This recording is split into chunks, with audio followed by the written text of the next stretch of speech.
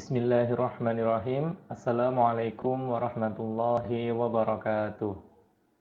Alhamdulillahirabbil alamin wassalatu wassalamu ala asrofil anbiya'i wal mursalin wa ala alihi wa ashabihi ajma'in. Amma ba'd. Baiklah anak-anakku, selamat pagi. Bagaimana kabarnya hari ini? Alhamdulillah, semoga anak-anak dalam kondisi yang sehat semuanya, dan tentunya anak-anak sudah melaksanakan sholat subuh ya tadi pagi.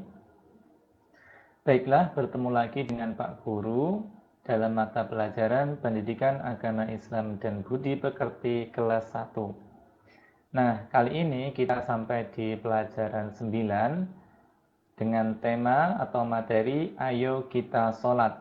Nah, silakan anak-anak bisa disiapkan buku paketnya di halaman 57. Nih ya, 57. Oke, anak-anak silakan disiapkan bukunya dan juga alat tulis. Barangkali nanti ada beberapa penjelasan yang perlu dicatat. Pak Guru tunggu ya, silakan disiapkan terlebih dahulu. Baik, sudah siap ya anak-anak? Kalau sudah siap, mari kita awali pembelajaran hari ini dengan berdoa terlebih dahulu. Berdoa dengan membaca ta'awudz basmalah, kemudian doa mau belajar. Mari kita mulai. A-ba-ta. A'udzu billahi minasy syaithanir rajim. Bismillahirrahmanirrahim.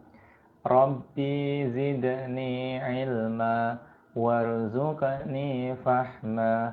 Amin ya rabbal alamin.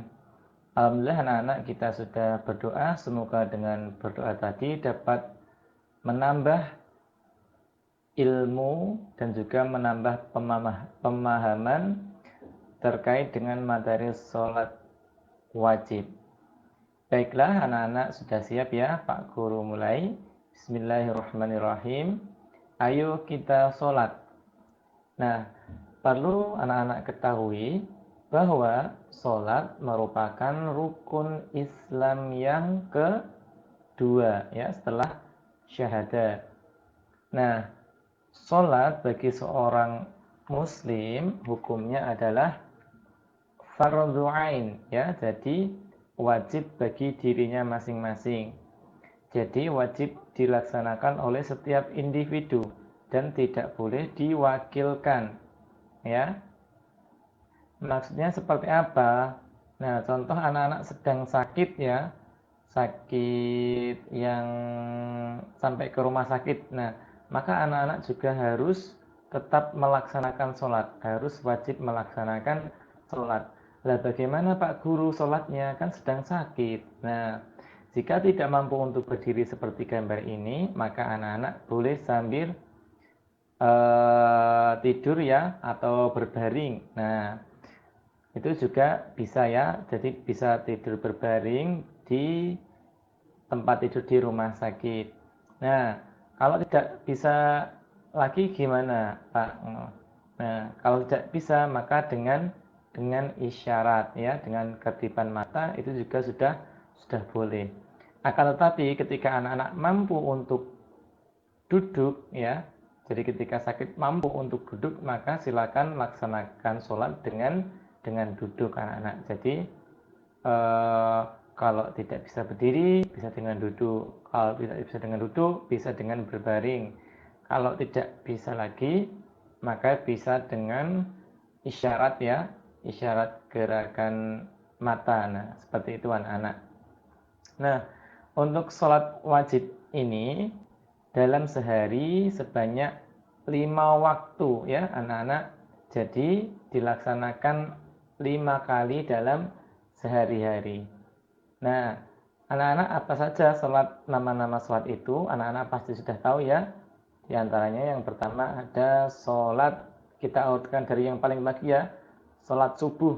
Nah, sholat subuh, kemudian sholat zuhur, sholat asar, sholat maghrib, dan sholat isya.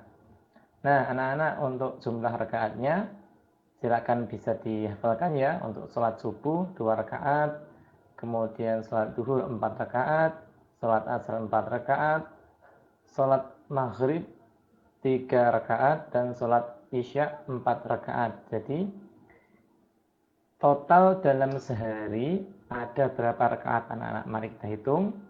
2 tambah 4, 6. 6 tambah 4, 10.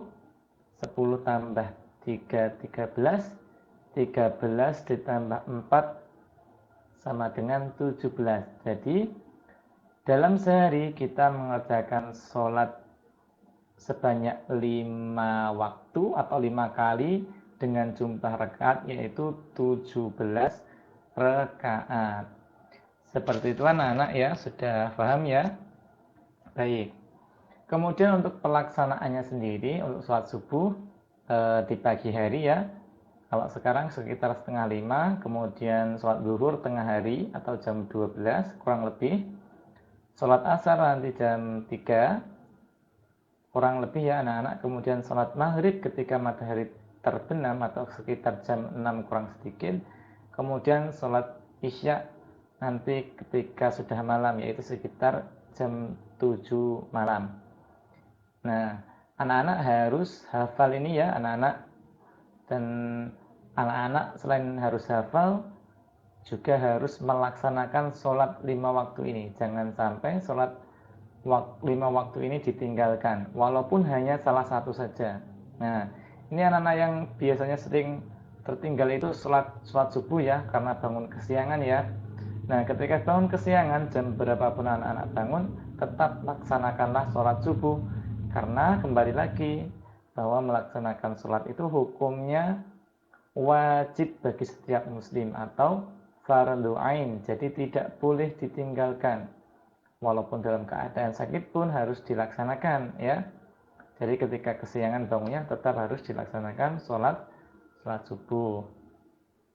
Kemudian yang berikutnya anak-anak, kita akan bernyanyi bersama-sama ya tentang rakaat sholat dengan nada lagu Tanjung Perak. Nah, anak-anak bisa berlatih di rumah ya untuk bisa menghafalnya. Ini Pak Guru contohkan ya anak-anak. Nanti kalau kurang bagus bisa dinyanyikan sendiri yang lebih bagus ya, karena Pak Guru tidak pandai untuk bernyanyi ya. Baiklah, kita mulai dari yang atas ini ya, dari sholat subuh ya. Sholat subuh 2 rakaat, sholat duhur 4 rakaat, sholat asar 4 rakaat, sholat maghrib 3 rakaat, sholat isya 4 rakaat. Semua 17 rakaat dilakukan dengan taat. Nah, itu ya anak-anak bisa diulang-ulang ya. Mohon maaf mungkin tidak sesuai nadanya ya, nanti bisa dinyanyikan sendiri. Ini untuk mempermudah saja dalam menghafalkan rakaat dalam sholat 5 waktu atau sholat wajib. Nah, kemudian yang berikutnya, nah anak-anak kita harus selalu melaksanakan sholat 5 waktu dan tidak boleh meninggalkannya walaupun hanya salah satu sholat ya. Karena apa? Karena nanti ketika anak-anak meninggalkan salah satu sholat, maka anak-anak sudah termasuk mendapatkan dosa besar ya, dan juga telah merubuhkan tiang agama. Karena sholat itu adalah tiang agama. As-sholatu imaduddin. Sholat itu adalah tiangnya agama. Jadi kalau seperti sebuah bangunan ya, sebuah rumah, kalau tiangnya udah rubuh, maka rubuhlah bangunan tersebut. Jadi harus hati-hati ya dalam menjaga sholat, harus dilaksanakan sholat 5 waktu. Nah anak-anak, nanti tugasnya di rumah, anak-anak silakan membuat tabel ya, membuat tabel seperti ini. Nah, insya Allah aku bisa. Nanti silakan diberi tanda centang di kolom ya atau tidak. Ya. Nah, seperti ini. Nomor 1, uraian.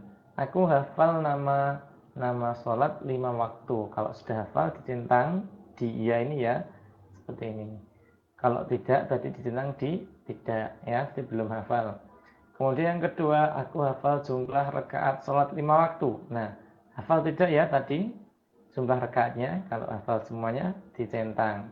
Nah, kemudian aku selalu melaksanakan sholat 5 waktu. Nah, ketika anak-anak melakukan sholat 5 waktu dari subuh, duhur, asar, maghrib, dan isya, maka anak-anak berhak untuk mencentang di kolom ya ini. Tapi kalau anak-anak meninggalkan salah satu sholat saja, berarti anak-anak belum melaksanakan sholat 5 waktu, berarti dicentang di kolom tidak. Nah, seperti itu ya anak-anak. Jadi tugasnya hari ini adalah melaksanakan sholat 5 waktu ya, nomor 3 ini. Kemudian yang kedua adalah hafal jumlah rakaat. Kemudian yang pertama adalah hafal nama-nama sholat 5 waktu. Dan yang menjadi penilaian paling besar adalah di poin 3 ini, yaitu melaksanakan sholat 5 waktu. Nah, kalau untuk yang nomor 1 dan 2 ini pasti anak-anak sudah tahu dan sudah hafal ya, karena sudah dijelaskan oleh Pak Guru di atas. Nah, baiklah anak-anak, demikian mata pelajaran pendidikan agama Islam dan budi pekerti pada hari ini tentang sholat wajib ya, atau sholat 5 waktu.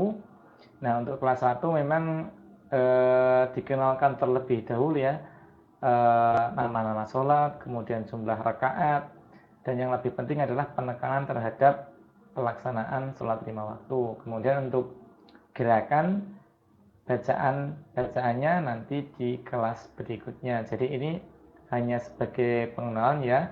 Tapi walaupun begitu, anak-anak harus tahu dan paham bagaimana gerakan dan juga bacaannya ya.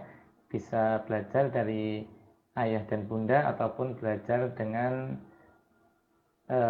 Bapak Ustadz atau Ustazah yang ada di TPQ-nya masing-masing ya. Boleh juga tanya dengan Pak Guru jika ada pertanyaan. Baiklah, saya akhiri ya anak-anak pembelajaran hari ini. Semoga dapat bermanfaat. Dan ingat pesan Pak Guru, harus melaksanakan sholat 5 waktu tepat pada waktunya ya. Terutama sholat subuh, tidak boleh sampai bangun kesiangan. Mari anak-anak kita akhiri pembelajaran hari ini dengan membaca hamdalah bersama-sama. Alhamdulillahi Rabbil Alamin. Subhanakallahumma wa bihamdika asyhadu an la ilaha illa anta astaghfiruka wa atubu ilaik. Akhir kalam, assalamualaikum warahmatullahi wabarakatuh.